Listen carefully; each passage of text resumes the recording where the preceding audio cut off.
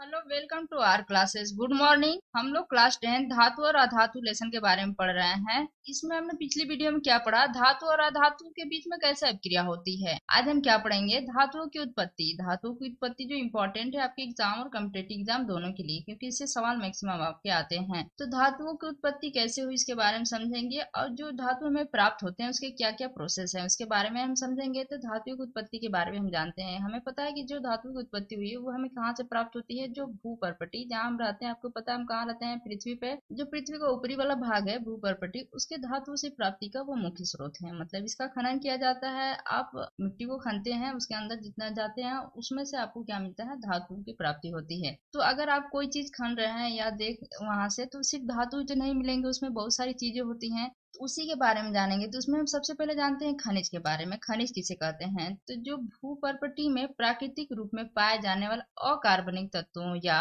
यौगिकों को खनिज कहते हैं। अब जो भी खनन करते हैं उसमें जो भी आपको मिलता है तो वो प्रकृति से आपको डायरेक्ट मिल रहा है, आप तो उसे बना नहीं रहे हैं। तो प्रकृति से जो मिल रहा है वो अकार्बनिक जो तत्व होते हैं वो, या उसको यौगिक भी बोलते हैं। तो अकार्बनिक तत्व या यौगिक को ही खनिज कहते हैं। तो मतलब कि जैसे वो हमें प्राप्त हुए, हमने खनन किया, वहां से जो भी प्राप्त होता है वो वैसे ही अगर वो प्राप्त हो रहा है तो उसी को हम क्या बोलते हैं, वो खनिज कहते हैं। अब अयस्क किसे कहते हैं इसके बारे में हम जानते हैं। अयस्क किसे कहते हैं, तो उन खनिजों जो हमने खनिज प्राप्त किया है उन खनिजों को जिनसे लाभप्रद ढंग से धातुओं का निष्कर्षण किया जा सकता है, वो अयस्क कहलाते हैं। मतलब कि जो खनिज प्राप्त हुए हैं उसमें बहुत सारी चीजें हैं, उसमें से जो लाभप्रद ढंग से है, मतलब कि आप कम खर्च में आसानी से उसे प्राप्त कर सकते हैं, निष्कर्षण कर सकते हैं, उसका निष्कर्षण किया जा सकता है, वो क्या कहलाते हैं, अयस्क कहलाते हैं। जैसे हम कह सकते हैं कि लेड का अयस्क क्या है, गैलेना है। अयस्क के बारे में बहुत इंपॉर्टेंट है ये, इससे मैक्सिमम सवाल बने हैं कि कौन किसके अयस्क होते हैं, इसके बारे में भी हम देख लेंगे। तो फिर हम तीसरा देखते हैं गैंग। गैंग के बारे में भी जान लेते हैं, ये क्या चीज है। तो जो खनन क्रिया के द्वारा पृथ्वी से निकाले गए अयस्क हैं, जो खनन क्रिया के द्वारा जो पृथ्वी से निकाले जाते हैं अयस्क, उसमें से अवांछित पदार्थों को, अवांछित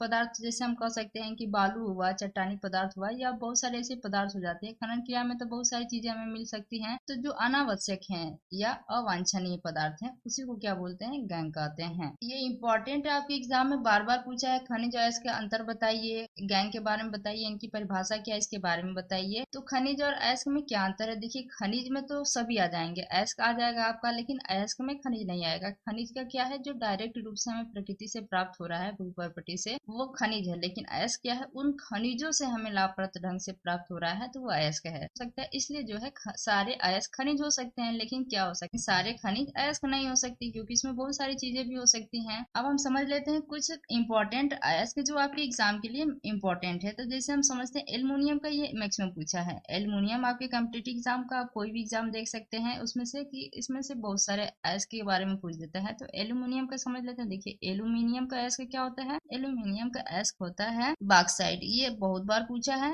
क्या है, बॉक्साइट। किसका अयस्क है, तो हम कह सकते हैं एल्युमिनियम का। अब दूसरा देख लेते हैं, लोहे का भी पूछा है। लोहे का कौन अयस्क है, तो लोहे का अयस्क है हेमाटाइट। अब मरकरी का है या पारा, इसको पारा बोलते हैं, Hg। इसका अयस्क कौन है, इसके बारे में जानते हैं, सिनेबार। आपने लेड का पढ़ाई, लेड का अयस्क कौन है, galena. Thank you for watching, please like and subscribe my channel.